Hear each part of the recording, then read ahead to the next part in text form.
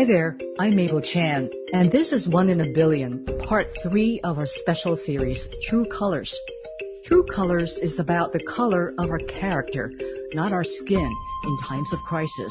How we respond reveals who we are and what we care about. Do you know what happened to Breonna Taylor? I am Tamika Palmer. I am the mother of Breonna Taylor.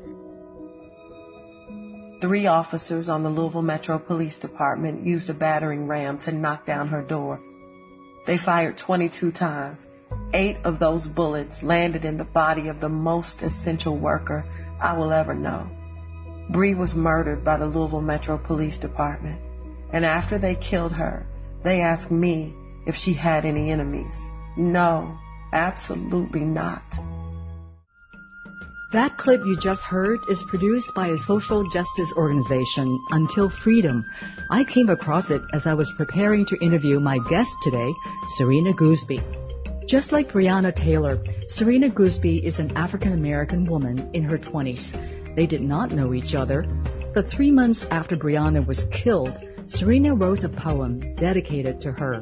When the world was inflamed with rage, protesting against racial violence, Serina Gousby decided to use a poem to voice her sorrow, her anger, and her remembrance of Breonna Taylor and many other black women who'd lost their lives to police brutality and racist violence.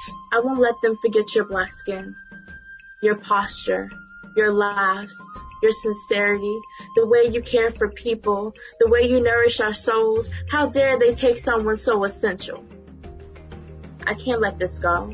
Serina Gousby is a poet, the founder of the RENA Collective, her website about personal growth and joy, and coordinator of the Boston Writers of Color at Grub Street. Today, we're talking about Stand With Us. Here's our conversation.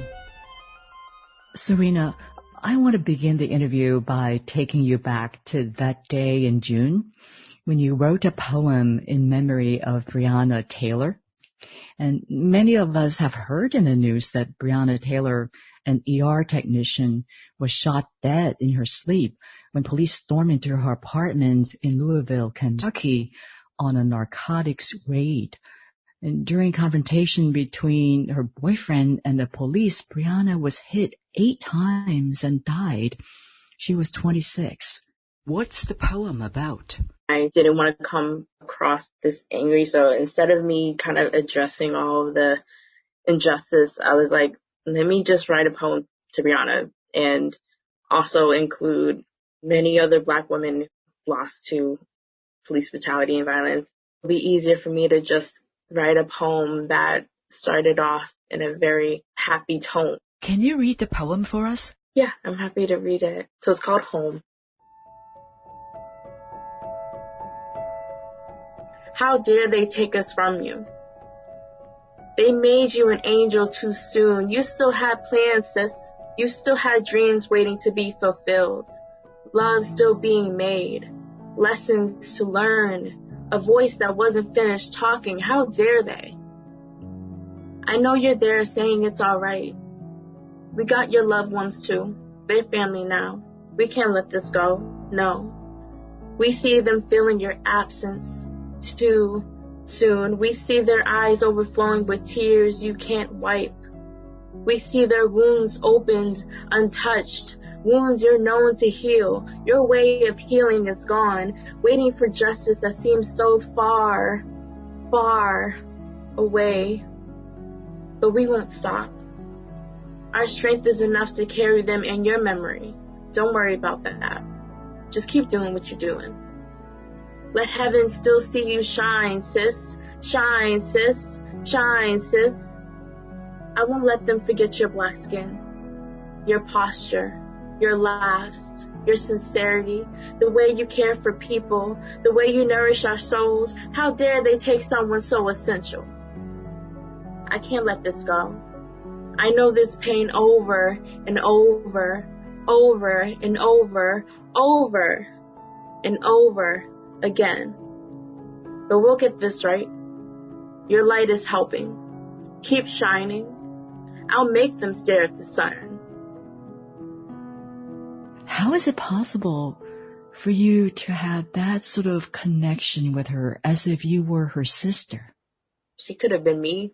I don't have a sister, but I have a lot of Black women that I love the same way with George Floyd. Like, that could have been my father. That could have been an uncle of mine. If someone is going through something that has to do with racism, complete, like, unjust, like, that, I have to fight for them. It doesn't matter if I don't know them.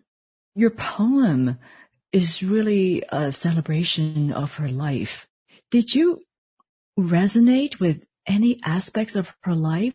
I've heard interviews with her mother and family members, how compassionate she was and how nice she was, and she had a great heart. And so many people loved her and her family. The fact that she was an essential worker hurt me to my core because, you know, during this pandemic, she was one of those heroes taking care of us on the front lines. And how would you describe the message that you want to convey in this poem? Mostly to give some type of comfort or healing for people who were hurting right now on the ground, acknowledging the anger, the pain, but also acknowledging the fact that it's not going to stop us from living. Well, Breonna was in ER saving lives, and your poem is life-affirming. How does that give you strength as you reflect on your own experiences of being a Black woman in America? I still love being Black. Police brutality, constant racism, they're not taking my joy away or my strength away. You know, I'm still going to be a Black woman and still loving the magic that I have. Where did you grow up, Serina? I grew up in Cambridge, Massachusetts. I was raised knowing all different ethnicities. I didn't really know much of the conversations of racism until like my teenage years. Small things stuck out, like being called an Oreo, or like I wasn't Black enough. I had this voice, the way I was sounding probably didn't sound Black, which also doesn't make sense. There is pressure for you to stay true to being Black rather than sounding non-Black? Yeah. And where does the pressure come from? Both white and Black people. I've dealt with that type of injustice as both like a Black woman and a dark-skinned woman. So a lot of colorism as well. What does that mean? Tell me about colorism. There's also like another conversation of how dark-skinned women are not as desirable as light-skinned women, or they're not seen as high level as opposed to women who are fair-skinned. Growing up as a Black girl in your family, are there stories that your parents tell you just to prepare you for how you may be treated? Was the color of your skin ever discussed? No, I actually asked my mom about this like the other day. My mom's very religious. She's Christian, specifically Baptist. She always stresses, you know, to read the Bible. So she always grounded herself in faith. She doesn't watch the news too much because it does affect her. So I never really had that conversation where like some kids who are having today, like just seeing a few videos the other day of like 4-year-olds and 6-year-olds being told about what's happening with George Floyd. Like I never had that experience. It was weird how I learned about racism later on. I learned about the story of Martin Luther King that America would want to know, not necessarily like I have a dream, which is highly optimistic and encouraging and inspiring, but we don't hear much about, you know, his letters, you know, from Birmingham, Alabama, him being arrested a bunch of times. I didn't hear about those struggles in his life. Did you join the protests? I didn't. I chose to do it in different ways. I live with my mom. I didn't want to risk infecting her with the virus. Instead, I've been sending so many emails. I've been making calls. I sent a few emails, I think a few days ago, to the Cambridge City Council because they had like a meeting. I just sent emails saying, you know, defund the police and, you know, give some of those funds to the communities that need it. So I've been doing my work that way. We see so many resources, and Instagram has just been like my best friend. Well, tell me about that. How have you been using it? Just sharing all this information about like to mostly like my white friends and my other PLC friends, about like what is racism, why this is happening, why you should be upset about this, what is white privilege. But then I stopped for a moment because one of my friends was telling me that like you as a Black person are not responsible to educate white people on racism. Like that is their job to educate themselves. Do you agree with that? Part of me understands the reason. I feel like it is your duty to understand. Asking just Black people to, tell us what's happening, tell us this, it gets so overwhelming. When you were on Instagram, who were you trying to reach, and what were you saying? What did you want to accomplish?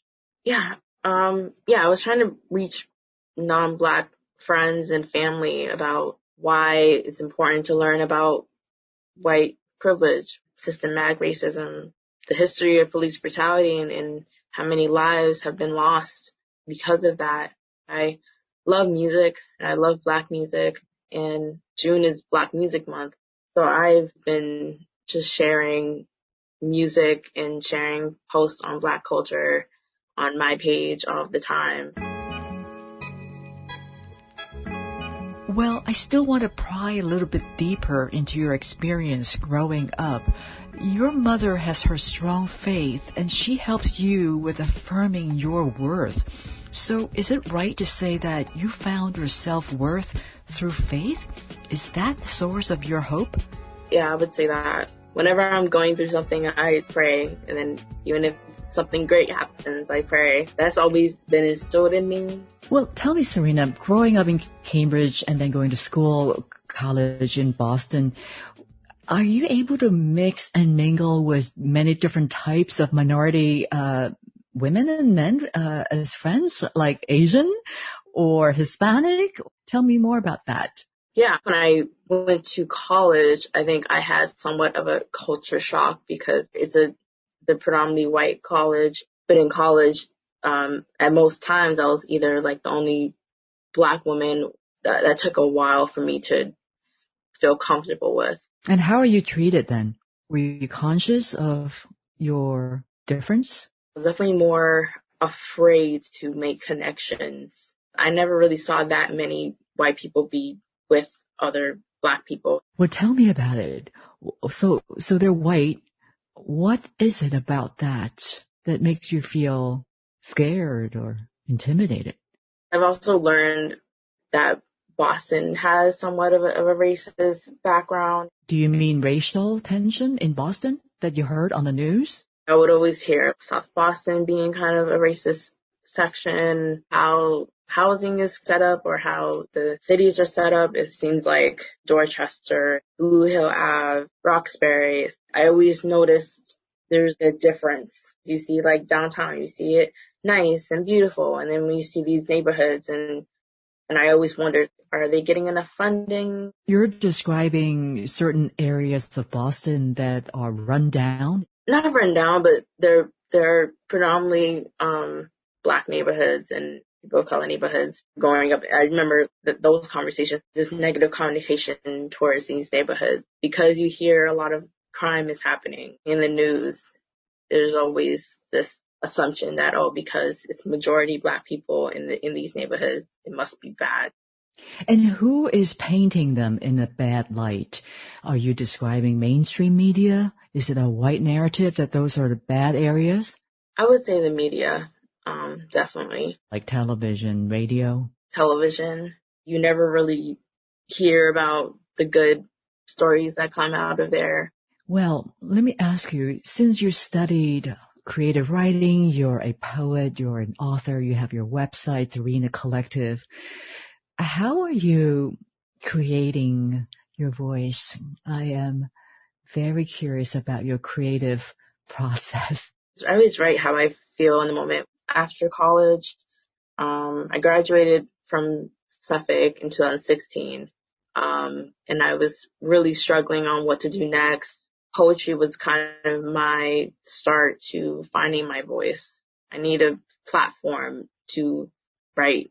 So I just began just writing different stories about myself and how I was dealing with things and how I could help others. It's a public diary.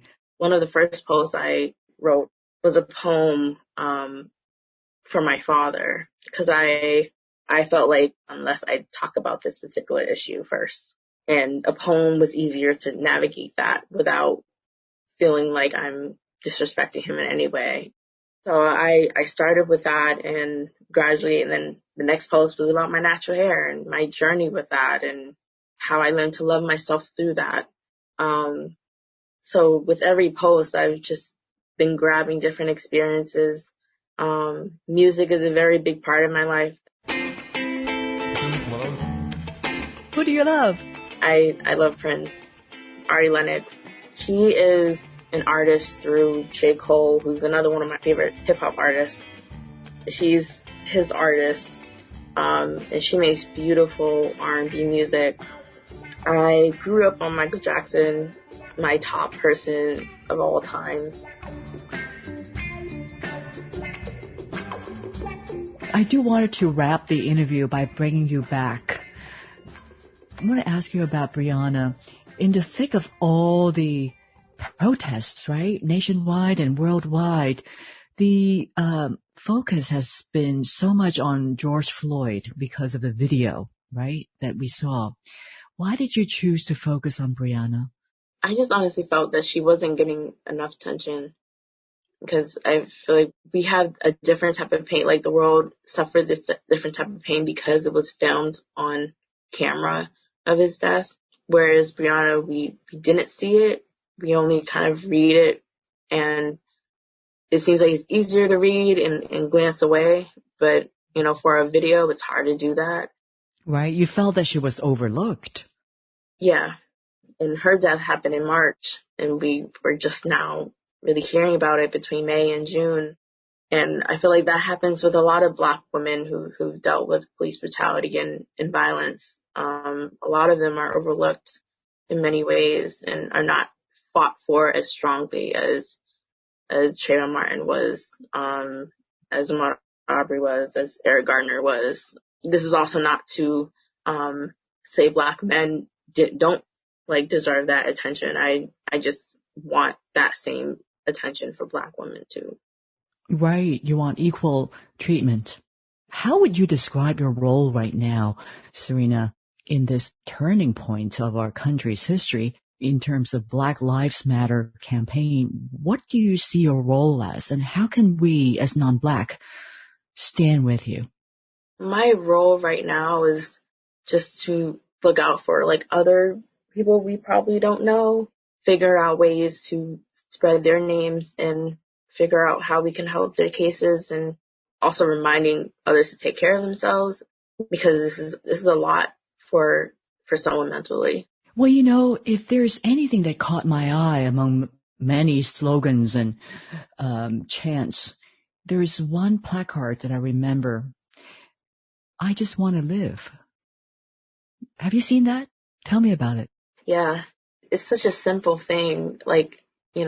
As a Black person, you don't want to feel like, my life could be gone because of my color of my skin.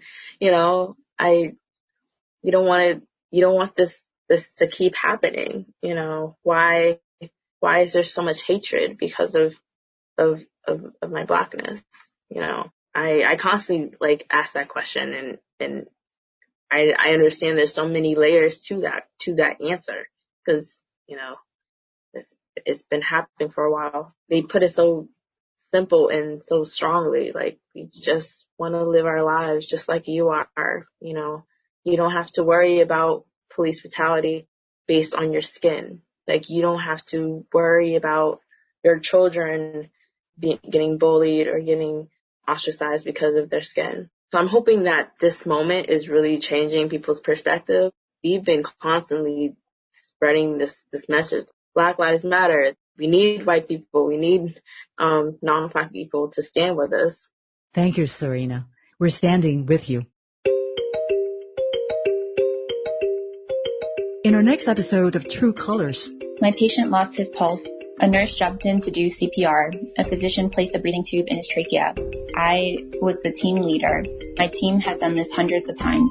However, as the chest compressions spewed secretions into the air and blood and feces soaked the bed sheets and our garments, I was aware that we, the providers, were significantly at risk of contracting the same disease that led to his deterioration. I remember the fear that I had of my partner being on the front lines. I felt torn. I was concerned. We were both concerned about, her safety and if that sort of contamination could spread to others. That is Dan Wu and his partner, Dr. Alicia Liu, with the ICU at Elmhurst Hospital in New York. What did they do to stay safe and save lives? That's our next episode. First, fast and safe response in 2 weeks. 1 in a billion is Brian Latwinowicz, Yvette Yu, Maggie She, Leah Yen Jarrett. And our lovely theme song is composed by Brad McCarthy. Let us know if you want to join our team of volunteers, help us plan events, pitch a story. Just go to our website, oneinaBillionVoices.org, and find us on Facebook, Twitter, and Instagram.